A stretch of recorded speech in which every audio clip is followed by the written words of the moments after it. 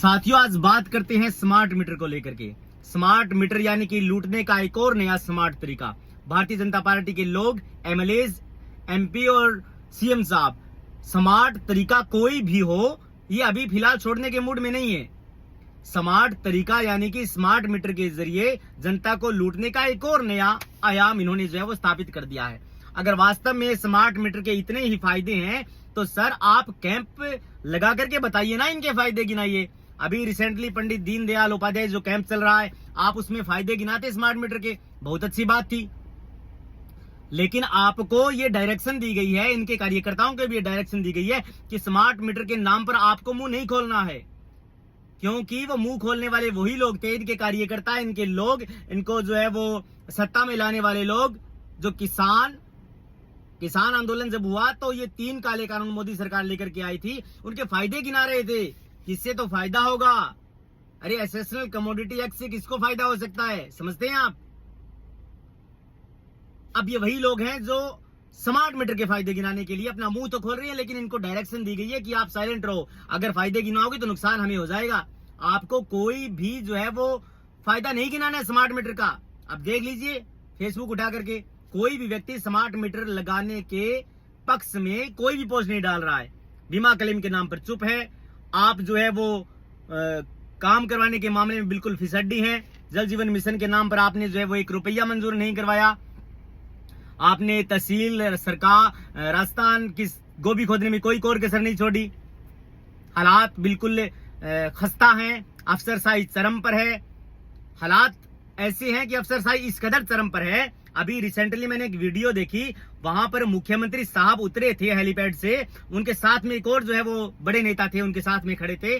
जब उनको गुलदस्ता देने की जो प्रक्रिया होती है, वहां के लोकल नेता, उनके जिला अध्यक्ष वगैरह देते हैं, तो आप हैरानी करेंगे कि मुख्यमंत्री साहब के बिल्कुल जस्ट में जो व्यक्ति खड़े थे, उन्होंने कहा कि आप बाहर कैसे खड़े हैं, आप कटघरे से बाहर कैसे खड़े हैं, आप तो एमपी साहब हैं, आप तो अंदर आ जाइए।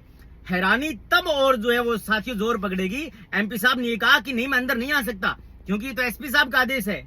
अरे कमाल कर रहे हैं यार, एसपी साहब आपको रोक लेंगे, एमपी हैं आप हल्के के। एक एमपी बहुत बड़ा सम्मानित संवैधानिक पद होता है सर। आप इस तरीके से जो है वो किसी को इग्नोर नहीं कर सकता, कोई भी एमपी, कोई भी एसपी।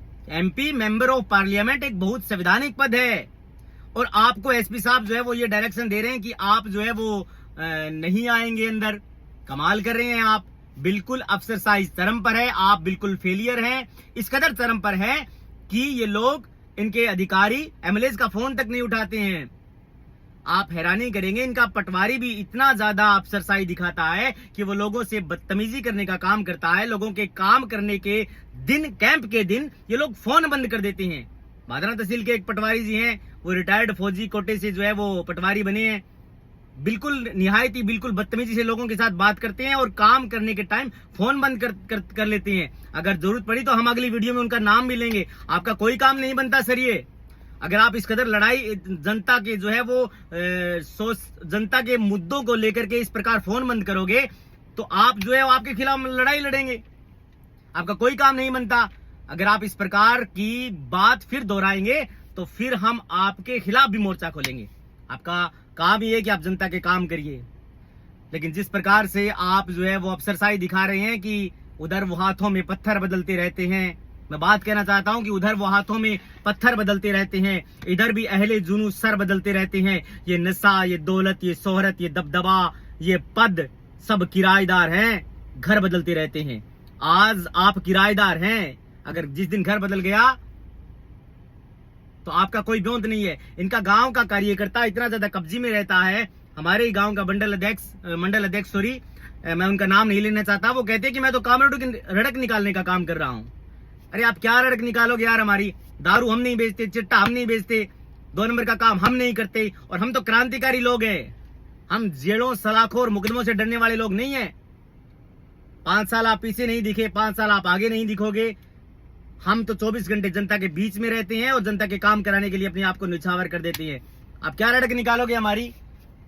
कुछ नहीं बिगाड़ सकते आप हमारा, क्योंकि हम पढ़े लिखे लोग हैं, हम कानून को मानने वाले लोग हैं। हम 2 नंबर का काम नहीं करते सर। आप अपना काम करिए, आपकी पुश्ते हमारा जो है वो कुछ नहीं बिगाड़ पाएंगी। इसलिए बी केयरफुल, काम करिए जनता के। Thank you.